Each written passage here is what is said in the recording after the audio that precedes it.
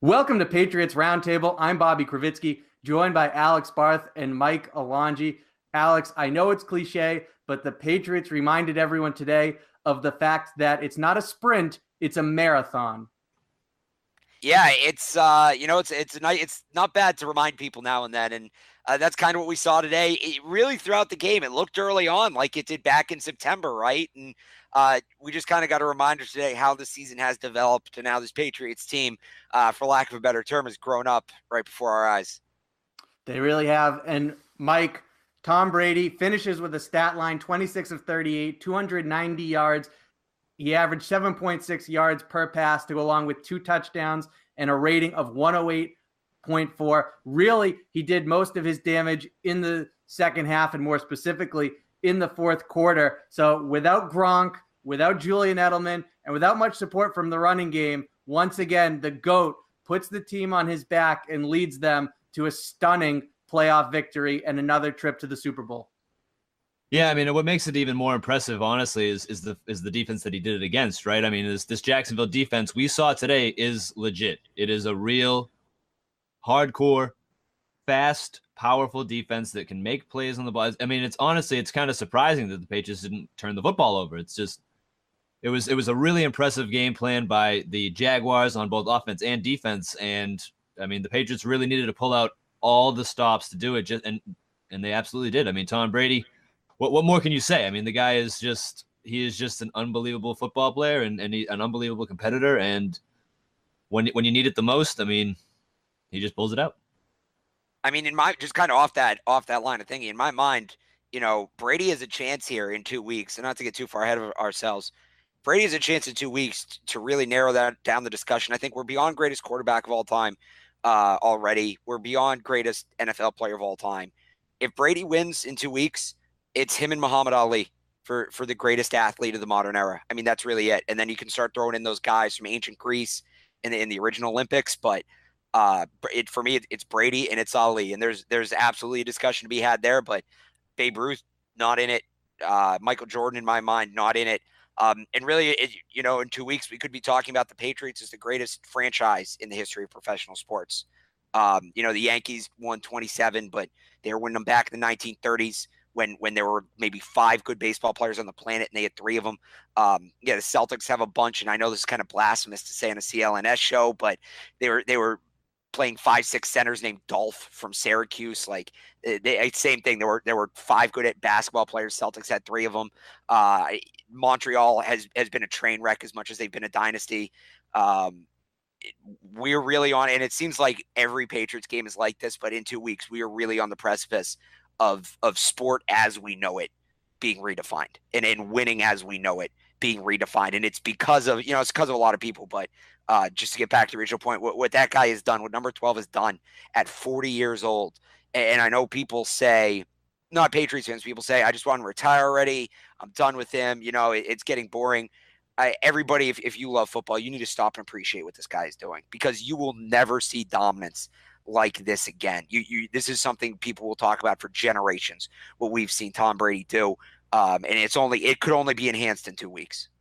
We'll see. Last year, after they won the Super Bowl, I thought some of the stuff you just touched on already started to come up in legitimate conversations of Tom Brady being mentioned in the same breath. You don't have Michael Jordan up there, but a lot of people do. And that was the comparison, those 2 names being put together and debated against. And then the Patriots, I think, for a while now have established themselves firmly in the conversation for arguably the greatest dynasty in the history of sports. When you look at the era, the sport, all that, we're going to dive into more of those topics as we've got 2 weeks here to cover leading up to the Super Bowl. Yeah, I know I got a little ahead. I'm sorry. It's an emotional day.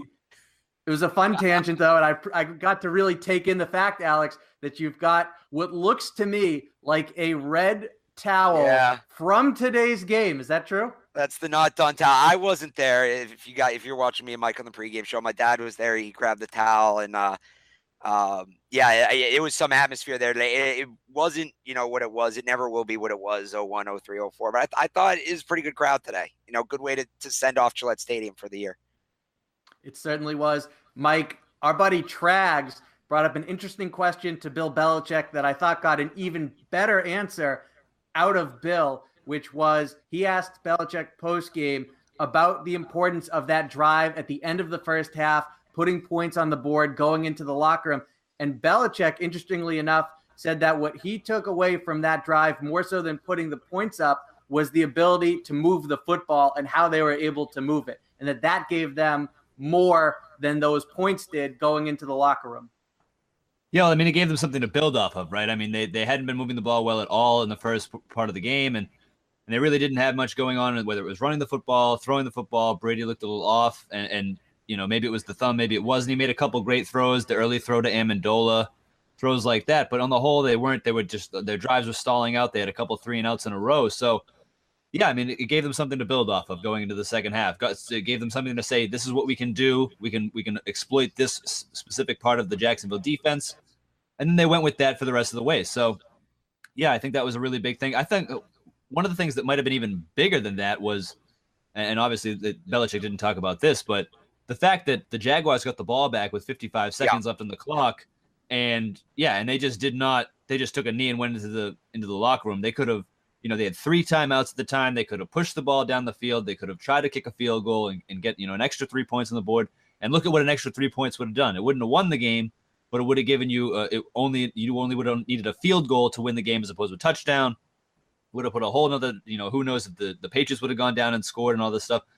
So a really questionable decision by Doug Marrone. But me and Alex, I mean, we did talk about it in the pregame show, and Alex brought it up that Doug Marrone is a notoriously conservative coach, and that's what we saw right there. I mean, I said, hey, I think he's gonna try to be too smart for himself, and it was the exact opposite. Just like Alex said, it was a too conservative of a move, in my opinion. So I was actually going to bounce this back at you because I remembered that comment too about Marrone being a very conservative coach, and yes, sitting on the ball in that situation was very conservative. But am I the only one who thinks the Jags should have punted on the 4th and 14 in the fourth quarter?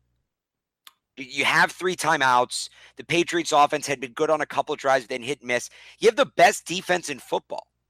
Why don't you let them win you the game instead of a quarterback who's shaky at best? He might have just been stuck in the moment. He might have just been stuck in the moment. That was it. But given the third, based on what they ran on third down, right? That to me seemed like a setup for a 4th down play, or a setup for a punt. Pardon me. They got out of bounds. They stopped the clock. I really thought they were going to punt the ball there. So that's the one where Doug Marrone, and I was texting my friend after the game, who's a Bills fan. He hated Doug Marrone because he always thought he's too quick to pull the trigger on punting. He never tries anything. And I'd first texted him at Stephon Gilmore, so he wasn't happy about me with me to begin with. But it kind of was the bane of everything that the Bills had been for a couple of years there. That last sequence where Gilmore breaks up the pass, then Doug Marrone, who was run out of Buffalo for being too trigger happy with punts, I thought in a situation where he should have kicked it, didn't. Now, if it's 4th and 7, 4th and 8, it's another story. But it's 4th. They rushed to the line. It was 4th and 14. They still had a couple timeouts. If not 3, they had 2. They did have 3. I think they either still had the 2-minute warning or they were just under it. I was shocked they didn't punt there. I was shocked. Also, a lot of people upset about the fact that the Patriots only flagged for 1 penalty this game. They got a couple of key calls. People didn't like the one on A.J. Bouye against Brandon Cooks down the sideline that set up a touchdown for the Patriots. How did you guys feel about the officiating, starting with you, Alex? Yeah, I didn't have a problem with any of it. I think it was kind of typical of what we've seen all season. I actually got into it with some people on the halftime show. The Gronkowski hit, whether or not you think that should be a penalty is another discussion. That's been a clean play for most of our lives. But that's the way they've called it the last couple of years. Even if you don't hit him in the head, if the head snaps back, they'll generally call it a penalty. So not a great rule, but they called it consistently to what they've been calling it all year. The Brandon Cooks play, that ball was thrown to the inside. Cooks tried making his way back to the inside of the field. The rule is, as it stands, Bouye has to give him the ground to make his way back inside. He can't play the man. He has to play the ball. He didn't do that. So were they ticky-tacky calls? Yes. But I thought they were consistent with the way things have been called all year. I didn't have much of a problem with the officiating today. Last week, there were some question marks for sure that I think did benefit the Patriots. You can talk about the false start on the punt or the offsides on the punt, but I thought they got it all right this week. There's bigger issues with the NFL's rules themselves, but as the rules are in the books, I thought the officials got it all right. Yeah, I'm with you. I don't think they can really call it any better. I mean, they called it by the letter of the law, right? I mean, that's pretty much how it was. If you look at the AJ Boye play, exactly. I mean, you can't force a guy out of bounds like that. I mean, you just can't do it. You can't armbar a guy while he's running up the field like that, more than, 30 yards down the field. You just can't do that. If you're Jalen Ramsey, you can jump up and try to make a play on the ball, but you can't put your arm around the guy's collarbone. You know what I mean? You can't do stuff like that. Well, I think that one was pretty obvious. What I'm saying. That was obvious. Yeah, no, I got you. But that's just kind of how it is. I mean, and if you watched the Pittsburgh-Jacksonville game last week, I mean, you saw that this Jacksonville team can get victimized by those kinds of penalties. They're very grabby as corners and stuff like that. If you're talking about the Barry Church hit on Rob Gronkowski there, yeah, I agree. I think it's not been a penalty for most of our lives. I definitely agree with that. But like you said, I mean, that is how the rule is called now. I mean, is the back of his helmet or the side of his helmet or whatever it was came in contact with Gronkowski's face mask. You heard that sound, that clanking of helmet on helmet. That's all they need. I mean, those refs are standing right down there. They hear that. They see that. They see how Gronkowski gets up, and that's all they need. So I mean, the Patriots played a very disciplined game today. They didn't. They just had one penalty, I think, right? I know it was one late in the game, unless they had one very late. Yeah, it was one penalty, and so they didn't have any procedural penalties. They weren't, false starting. They weren't jumping off the line of scrimmage. They weren't doing any of those things, and it was just kind of a really. The Patriots have, historically over the past, let's say 15, 20 years, have been one of the least penalized teams in all of football, and I think that was just kind of a continuation of that today. I don't think. I mean, people go crazy on Twitter and stuff, man. They're just like, oh yeah, the Patriots are getting all the calls, but then the NFL hates the Patriots. I mean, you can't have it both ways, but fans seem to think that you can have it both ways. It's just kind of craziness. I thought the officiating was just fine today. And then just one more thing to go on off of that, real quick, with Brandon Cooks. You talked about the pass interference. He was fourth in the league this year in yards, penalty yards drawn. He had, I think, 70-something yards today on top of 100 yards receiving. And I know he's taken a lot of flack in the last couple of weeks. I've been one of his biggest supporters, and that drop was bad, right? But I think you got to look beyond the numbers to see the value in this guy. Yeah, he's streaky, and he doesn't put up the Randy Moss numbers that were talked up. But you see the way he draws the penalties, the smart football plays he makes. And he had that bad drop, right? And this is kind of what blew my mind. You look at the two plays. If the Patriots had lost this game, the two plays we'd be talking about were the drop Cooks had in Dion Lewis's fumble. Brandon Cooks, arguably, maybe Danny Amendola. I think a lot of people say Amendola, but Cooks was either their best or second best player on offense today, not named Tom Brady. And Dion Lewis had one of the biggest plays in the game in that third down run to seal it. So the two guys who really put themselves in jeopardy today were two of their most important players. And that just kind of shows you how, Mike, like you were talking about how disciplined this Patriots team is and what a short memory they have. Mike, you mentioned Danny Amendola. Was this his best game in a Patriots uniform? It might have been. I'll be honest with you. I mean, just the size, the caliber of the plays that he made in this game. I mean, it was really just really impressive. I mean, they gave him the nickname Playoff, which probably one of the greatest nicknames you could probably be bestowed, right? I mean, as a professional player, having your nickname be Playoff is pretty clutch. So you might also be able to give that nickname to James White. Let's not forget. But still, I mean, yeah, Danny Amendola, a huge game. The big touchdown at the end there. He's been Edelman this year, right? I mean, he's been the guy who's been filling in for Edelman's that role that everyone said, the Patriots will sorely miss it last year. You didn't have Rob Gronkowski, but you always had Edelman. And that was, you win the Super Bowl without Gronkowski. And the people were saying that already at halftime of this game, saying, oh, well, they might have to win the Super Bowl without Rob Gronkowski. Oh, but last year you had Julian Edelman. You have Danny Amendola now, and he's filling into that role incredibly well. He's always comes up with the big play. It's almost crazy to think about how people were ripping on him his first couple of years in New England because he wasn't doing anything. He couldn't get out from behind Edelman's shadow. And it was just, he had the injury troubles and all this stuff. And since then, he has been just an ultra consistent, ultra big time competitor. And it's just been really impressive to watch. And I mean, you got to be happy for him because he's really made a big turnaround since he got here.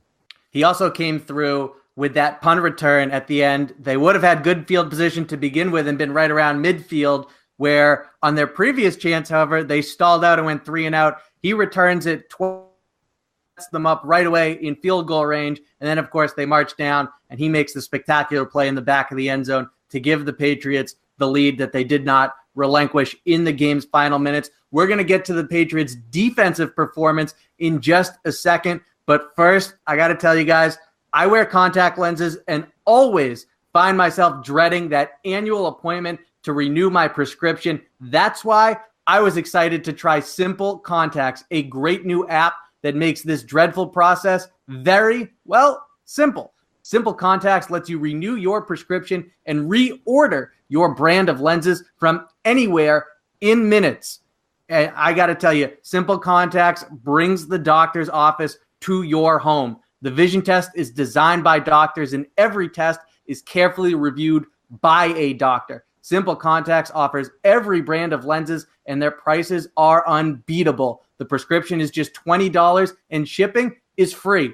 Best of all, listeners, you get $30 off their first Simple Contacts order. To save $30 on your lenses, just go to simplecontacts.com and then be sure to enter the code PDC100SC at checkout. Again, that's simplecontacts.com, and be sure to enter the code PDC100SC at checkout. Give it a try and thank me later. All right, let's move on to the defensive side of the ball, where today, Mike Alongi, Stephon Gilmore, he made Ty Law and even Darrelle Revis, the guys who wore number 24 in New England before him, proud with one of the most athletic plays I've seen from a cornerback. That play was just simply spectacular. And I'll tell you what, it was a good throw from Bortles, but if it's a better one, that's a touchdown, shades of Alabama in the national championship, where it looks like they're dead in the water, coming through with a touchdown.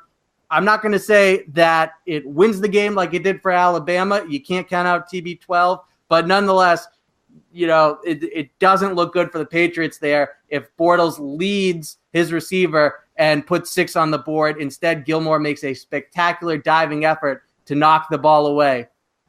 Yeah, it was a really impressive play. I mean, the one thing that's always been true about Stephon Gilmore ever since he's, been in the league, he came here and people were mad about how he was having communication issues with guys, and he was getting blown coverages and making all these mistakes. The one thing that's always been true is the guy is a freakish athlete. He's big, he's strong, he's fast.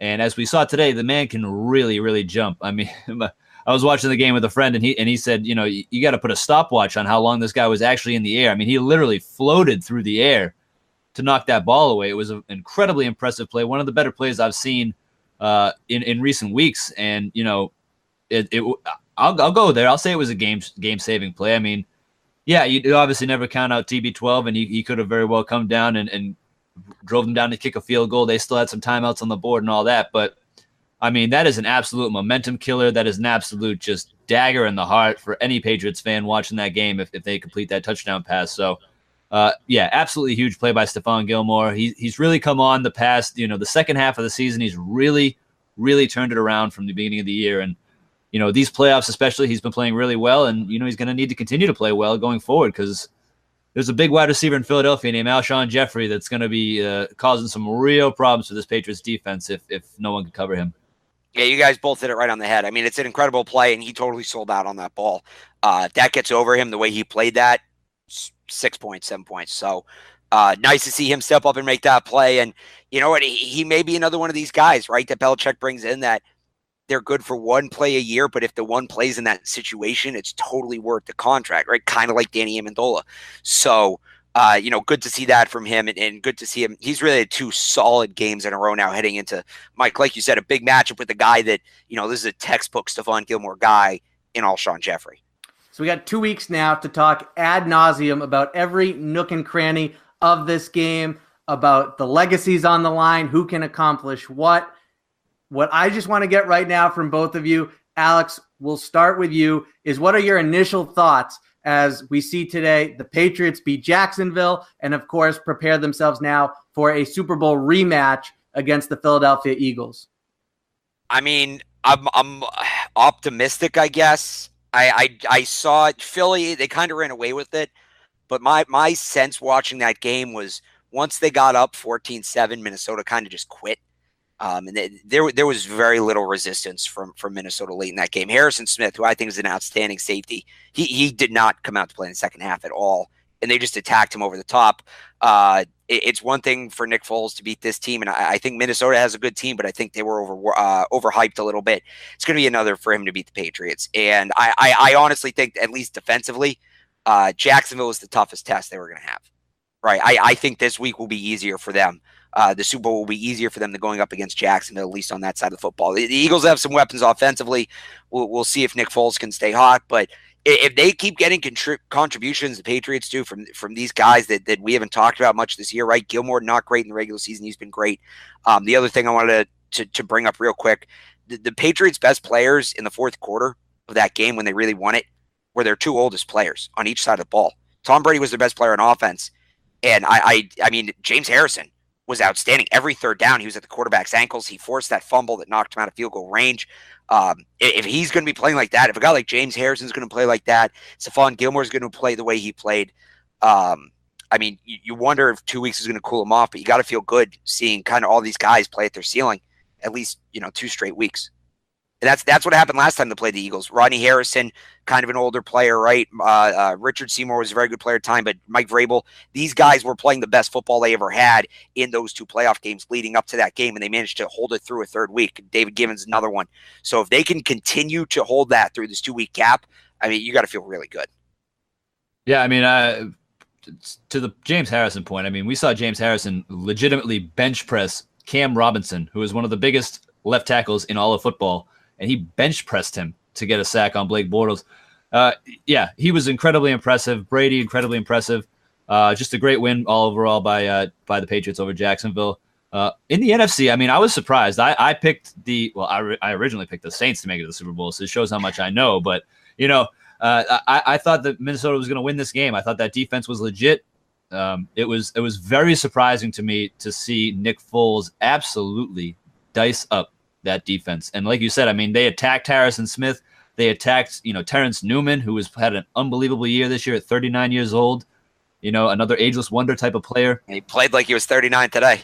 Yeah, he sure did. And it was surprising to see, I'll be honest with you. And, we knew Philadelphia had a really good defense. We knew that they can rush the passer. They have, fast linebackers.